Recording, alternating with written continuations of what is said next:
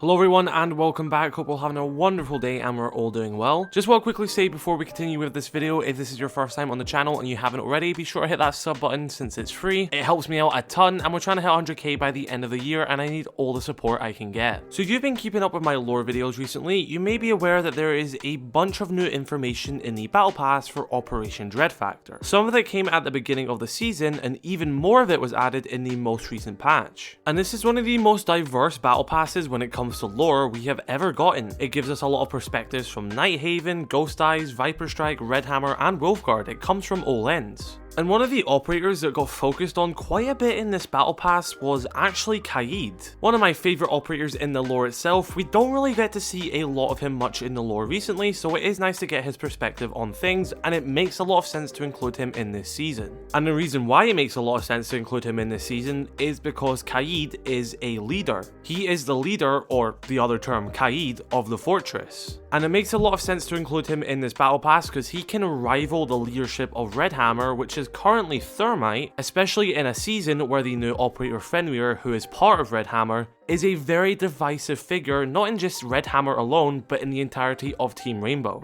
And now the reason why Fenrir's addition to the team was quite controversial with a lot of operators is the fact that he worked closely with Deimos. Now, if you haven't seen Fenrir's lore video, I highly recommend checking it out. But basically, he was a scientist who was sort of shunned by the science community, he lost his place in the military, and was sort of disowned by his family as well. He really had nowhere to go. That's where Deimos took him under his wing and basically exploited his scientific work to try and use it against Rainbow. This is where Fenrir stepped in, realized what Deimos was doing, and fled to Team Rainbow to tell them, and that's where Thermite offered him the job to work alongside them in Redhammer. However, we have since seen that many of the operators have actually criticized Thermite for this decision. They fear that Fenrir was too close to Deimos, they aren't fully convinced that he isn't still working for him, and one of the operators that's just critiquing Thermite the most is Kaze, and basically he sees that Thermite is acting out of his emotions and kind of being a bit desperate. Since Thermite was one of the 5 operators who were in the blast caused by Deimos, Kaze kind of sees it as Thermite basically taking any avenue he can to get the upper hand on Deimos, and that's going to make Thermite slip up at one point and potentially allow someone like Fenrir, who could be an agent for Deimos, to then get the upper hand on Rainbow. Now, do I think that Fenrir is an agent for Deimos? Probably not. I highly doubt they would make any of the playable characters in the game itself a bad person. I do think that Fenrir genuinely is a good person who was just exploited along the way, and he is trying to do some good and not let his scientific research be used for bad intentions. But it does beg the question, how is this going to affect Redhammer as a whole? Because we have seen that there is multiple operators who are kind of split on this. Thermite clearly trusts Fenrir, as does Buck, as does Capcan, and other operators have said to have trusted him as well. But then again, you've got people like Kaze, who's highly critical of Fenrir and doesn't trust him. And with Kaze being a leader himself, I definitely do think there is going to be a challenge which Thermite is going to have. And I don't think like Kaze's going to try and overthrow Thermite, but he's definitely going to be very critical of him and maybe try and keep him in line a little bit. I know a lot of people do find it interesting that Thermite was the person who was picked as the lead for Redhammer. I know a lot of people thought that Ash was actually probably going to be the Redhammer leader. And as well as this, why was it not Kaze, since he was a leader already, and a very decorated one at that as well. But I sort of see this as a similar situation as Kaze being the leader of Ghosteyes, where many people were like, well, why isn't Sam Fisher the leader instead? Why is he only just a member of the squad?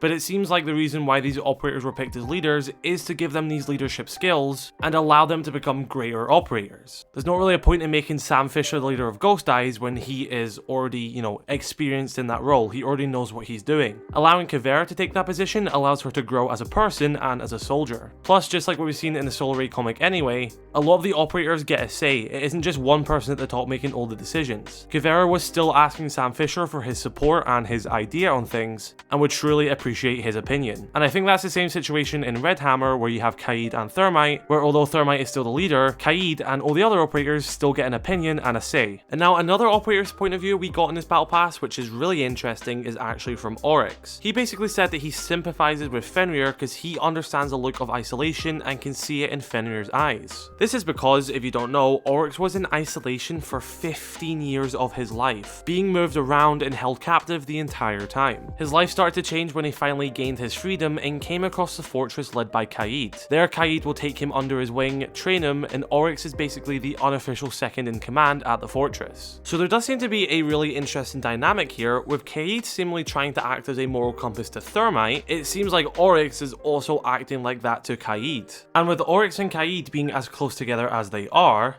I definitely do think that Oryx is going to be that factor which definitely does help Kaze get more on board with Fenrir. Like, I can imagine that Thermite introduces Fenrir to the entirety of Redhammer, Kaze starts to share his concerns, but then Oryx sort of steps in and says, look, I've been in this situation, I know what it feels like to be isolated, I can see it in that man there. And it'll sort of help Kaze understand that perspective which he just simply cannot relate to. And Kaze will clearly trust the judgment of Oryx. I mean, he wouldn't be the unofficial second in command if he didn't. And I definitely do think it was a really good decision and very well written to include Kaze sort of criticizing the introduction of Fenrir, but then having another operator who's linked to Kaze who went through a similar experience to sort of step in and give his perspective and help Kaze understand. I gotta hand it to the lore team here, that was a really good dynamic and it makes a lot of sense. Now, just because Oryx can sympathize with Fenrir doesn't necessarily mean that Kaze will follow, and again, there are still other operators which are still on the fence.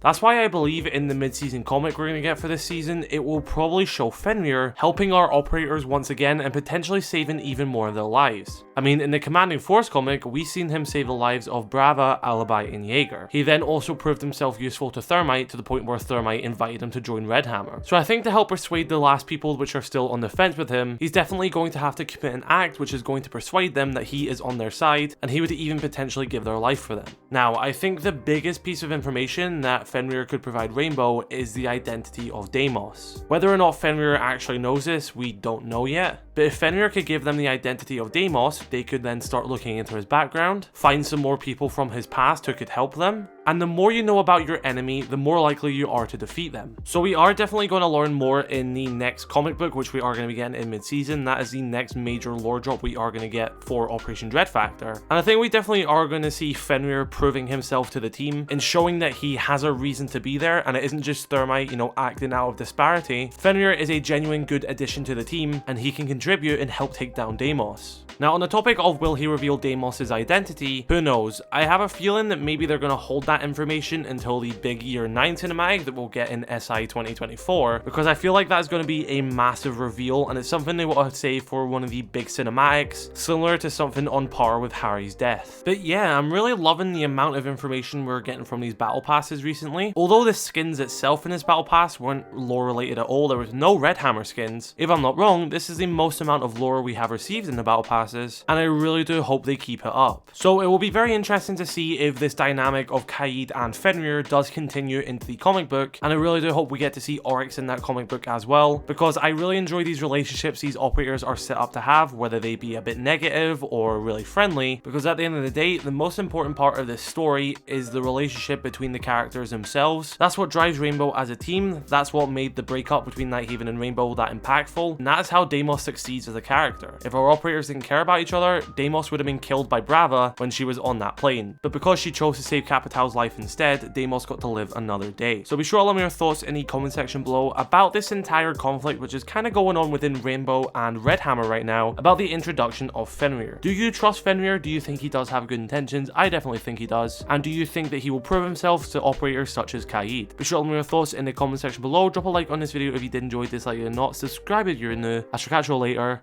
I love you all. Stay safe. Peace.